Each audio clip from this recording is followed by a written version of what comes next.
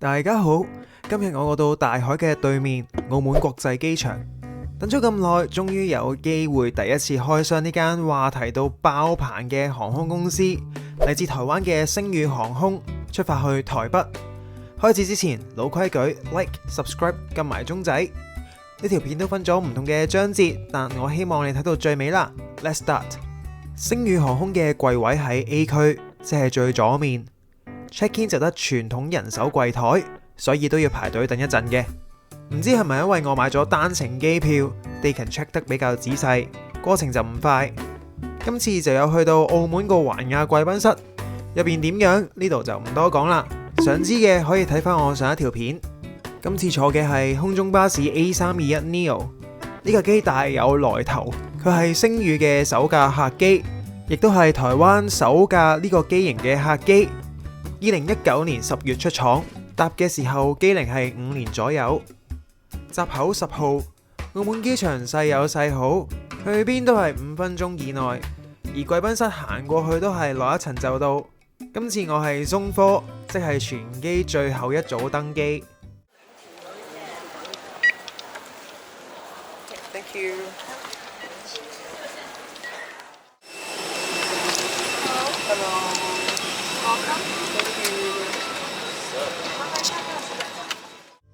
先見到嘅係商務艙，兩排22配置，共8個座位。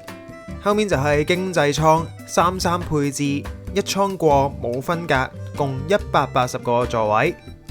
今次坐 16A 係緊急出口後一排嘅標準座位。嘢都未放好，空少已經急不及待嚟揾我，因為我喺網上預購咗星宇航空嘅周邊產品。哇，短程機佢哋做嘢都係特別快手啊！講個位，視覺效果真係滿分。頭枕係大地金色皮革，可以屈曲，好舒服。椅背係曜石灰色布質，配埋個玫瑰金，雖然睇落似係同金色嘅枕頭。呢3隻色就係星宇嘅標誌配色。座位有手柄可以拉上拉落，挨後嗰粒掣係圓角方形，質感唔錯，幾好撳。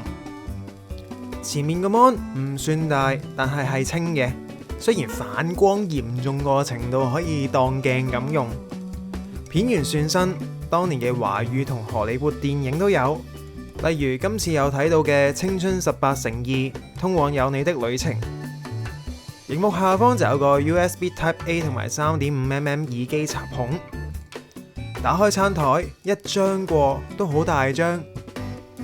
下邊個袋先有全罩式耳機，包裝上面印有 Snoopy 卡通圖案，仲有安全指示卡、紙袋、WiFi 無線網絡指南、鏡機上娛樂雜誌、May Shopping 機上購物雜誌。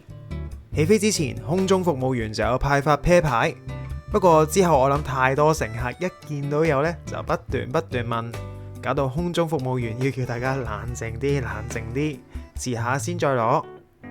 起飛啦，拜拜澳門！各位旅客，歡迎您來坐星宇航空702號班機對澳門不用代辦。我是客艙經理吳佩涵，代表機長和全體空服員，希望你有一段舒適的旅途。提醒您請遵守客戶安全大家緊急交管的留號。今晚車內暫時唔同使用電子用品，你請緊照關看與防疫定安全識別介紹。感謝。先去洗手間參觀下，睇到洗手台上面有支 Home in the Air 星宇香洗手露。呢隻係台灣茶香水 P7 為星宇獨創嘅香味，好似好高級。洗手台就係標準嘅深灰配白色碎石。洗手間對門同埋牆色都係用玫瑰金色，而面紙同抹手紙係放晒喺埲牆上邊。畢竟係窄體機，洗手間都細啲，但係呢種配色就同機艙入邊好一致。派餐啊！先睇個生果盤，5顏6色，鮮甜多汁，哇！呢個攞滿分啊！有個 Snoopy 米果同一包綜合蔬果汁，只可以講佢哋真係太健康啦，唔係太啱我胃口。紙巾同埋餐盒上面張錫紙都有 Snoopy 圖案。重點嚟啦，到個主餐，今次只係得一個選擇，係醬汁雞肉配薯仔。視覺上配色好靚，見到啲豆仲係翠綠色，代表翻熱功夫做得好好。但係雞肉有啲黐牙，唔入味。個薯仔食落有種奇妙嘅膠味，懷疑係啲香草味嚟嘅。可能係因為視覺上嘅配色同埋擺盤都好靚，所以味道上配合唔到，就有啲失望。雖然澳門線太短，冇得飲星宇特調，但係空姐會派一轉嘢飲，拎住杯蘋果汁喺窗邊打卡，依然都係 IGable。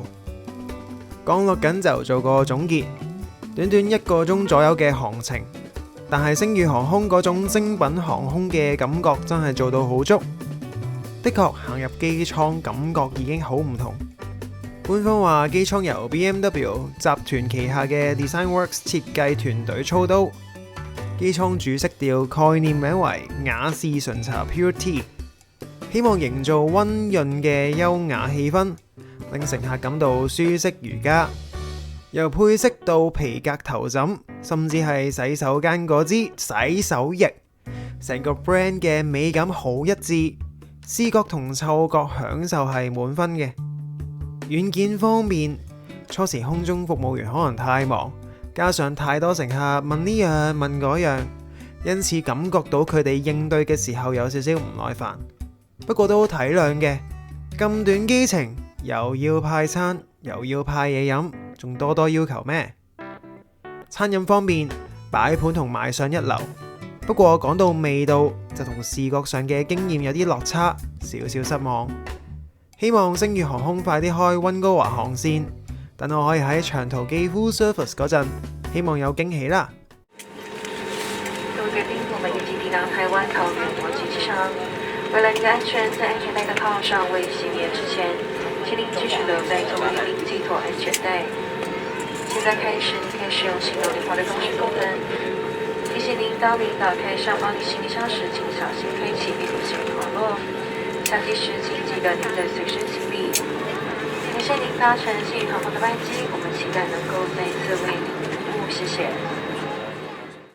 今次機票係單程，由澳門前往台北桃園，票價為810蚊澳門葡幣，即係大約780蚊港紙，140蚊加紙左右，包一件23kg 寄艙行李，同一件7kg 隨身行李。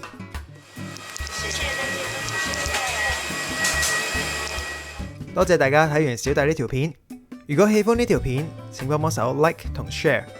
下條片未諗好出國泰定係加拿大航空好，不過都請幫手 subscribe 呢個 channel， 再撳著隔離個鐘仔，咁有新片嘅時候就會第一時間收到通知啦。